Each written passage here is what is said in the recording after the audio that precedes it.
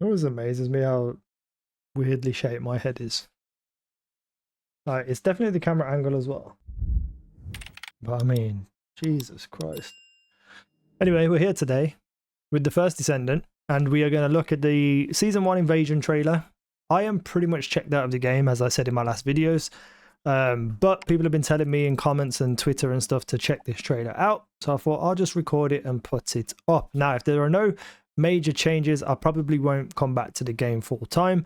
But I am definitely going to check out each update, whether I make videos or not, to see whether I find something interesting. If there are interesting videos to make, like the new Descendant, I can't remember what her name is, the fastest way to get her, I might upload a video on that. But I am now looking at what I can do on my channel outside of the first Descendant.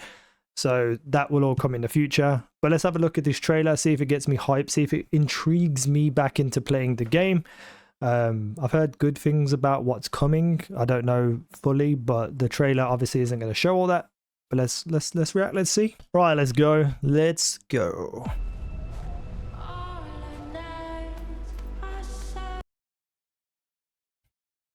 Really? That's how you're going to start off your trailer? I mean, I'm an ass man. Don't get me wrong. I love a bit of ass, but man.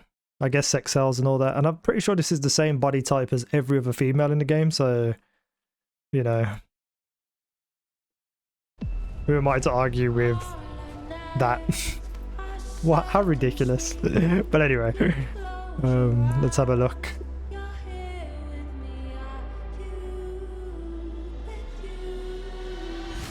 Oh, it's a robot. It's a robot. New threats on the horizon. The aesthetics and stuff always look really good in this game. Oh, he looks goddamn cool. New boss. New boss. New mechanics. These must be like a story campaign, like bosses and stuff.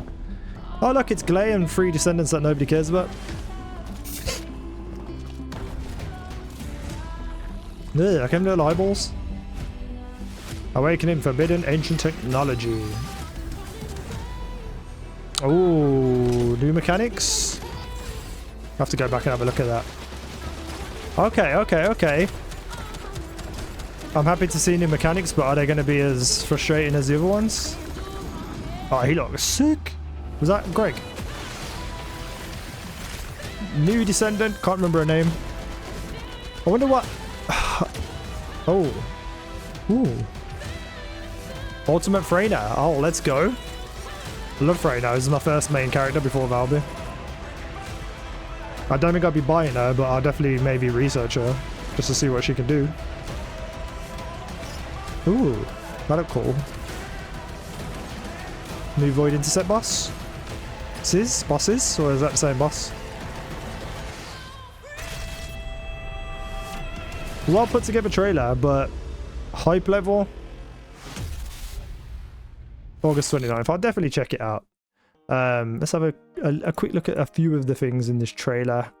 Let's mute it as well so that we don't have to hear the loud music. I've always liked aesthetics in most games, but this first Descendant's got really good design, I think, in most things. This guy looks pretty goddamn cool. His hands remind me of Jack from Tekken for some reason. I don't know why. But I'm assuming this is like the main boss of the new story campaign missions that are going to happen. I wonder how many missions they're going to be. Is it going to be like 1, 2, 3 maybe? Is there a new area? Like, where's this character going to fit in if there's not a new area? Interesting. What else we got? So this boss looks pretty cool. He's got like a gun for an arm and a big cannon on his back or something. I like these little eyeballs, like I said. This I'm very interested in because if this is a new mechanic to the game, is this mechanic only used for that boss, or is it going to be used for other things in the game too? And if so, how are they going to counteract how boring that would be if it's mass produced across all bosses? And please don't let it be as frustrating as Immune Balls. If it's just for this singular boss, which is great, I love new mechanics. Is it going to be interesting enough to fight this boss again? Because I'm assuming this is just like a campaign boss. So unless you need to fight him again, is the mechanics going to be interesting enough to just play and kill the boss regardless of whatever you get from him? So very interesting, very interesting. Okay, so I saw these things landing down later on in the trailer. So these are also a new mechanic. You have to shoot off these little bug things, whatever these are. And then symbols appear, which we'll get to. So there's a lot here. So maybe there's a big mechanic tied to that. Maybe you goes immune at some point and you have to shoot certain parts of certain poles. I don't know. Right, let's get past the people who nobody cares about other than Glay. So this seems like it's going to be obviously some sort of lock mechanism. I really hope this isn't just this is the door locked until you kill a certain amount of enemies. I hope there's a way or something to open this door, like a mechanic of some sort, like stepping on the pads that we're going to see or something like that. If it's just a door blocker until you kill everything in the previous area, I just think it's pointless. You don't really need anything like this. But we'll have to wait and see what it is. These are the new pillar things that drop down. This is interesting to me. I really don't like the Crayola crayon look of the colours, but I guess if this mechanic works based on colours, you're going to need to be able to tell them apart. So it's not terrible, just not, it doesn't fit the aesthetic of the game for me. Like if you look around, you've got like caves and, you know, really good lighting and stuff like that. And then there's just these like really bright symbols. But obviously we'll have to wait and see what that does as well. He's standing on that one there and it turns purple.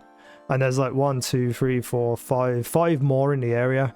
There's no indication of what you need to stand on this picture specifically. So, you know, I'm a little bit interested. This definitely is interesting because this is one of the things that you follow, isn't it? Where you stand in its orbit and it moves with you. So what are these symbols for? Are they to make it move on further? Like there's a little black outline here around it. And you can see that the first one is it one of those symbols? It's this symbol here, the third one. But there's no other symbols on this pillar. Or at least what we see while it's being shot. That's interesting. Again, I hope there's just not an immunity thing. This is where I'm torn on this character. The huge sniper rifle is pretty dope. But I'm worried that it's either going to be stupidly overpowered or ridiculously underpowered. This shot that she takes here, he's hitting 1, 2, 3, and I think there's a 4th guy here. 4 enemies with 1 hit. So it does look like it has an AoE function. But for it to be a sniper, you'd want it to do huge single target damage. So maybe there's different abilities because obviously you get more than one ability. One of them's AoE, one of them's, you know, single target damage. But for it to be like a full burst DPS, like a single shot bang, it needs to do a good amount of damage to be able to be thinking that it's actually worth playing. And that came out wrong. That was not a good sentence. Because if it doesn't do the right amount of damage, then it isn't going to be worth playing because there'll be other Descendants who can do more damage or, you know, have better AoE.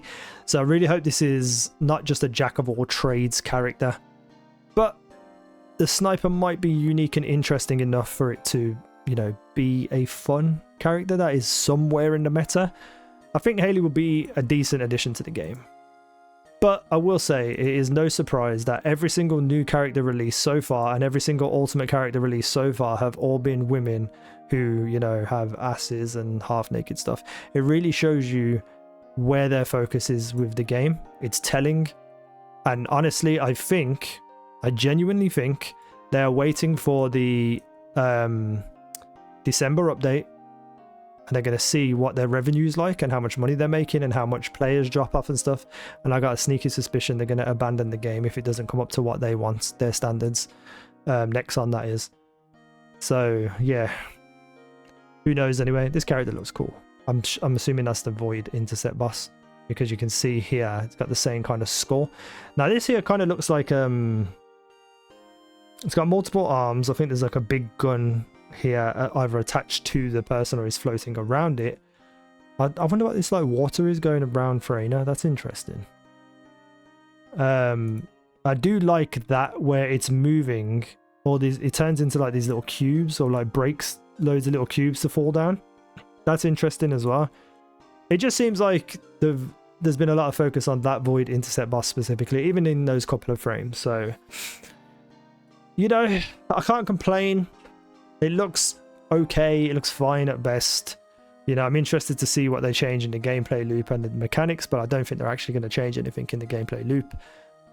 We'll just have to wait and see. So yeah, for me, on a hype level, 5 out of 10, potentially 6 out of 10 if they, you know, showcase anything else between now and when it releases, which I don't think they will, but if they do, might push my hype up a little bit. However, I do think it's going to be the same old story with this game. So let me know what you're thinking down below in the comments section. Thank you for watching. I've been easynow. You guys have been awesome.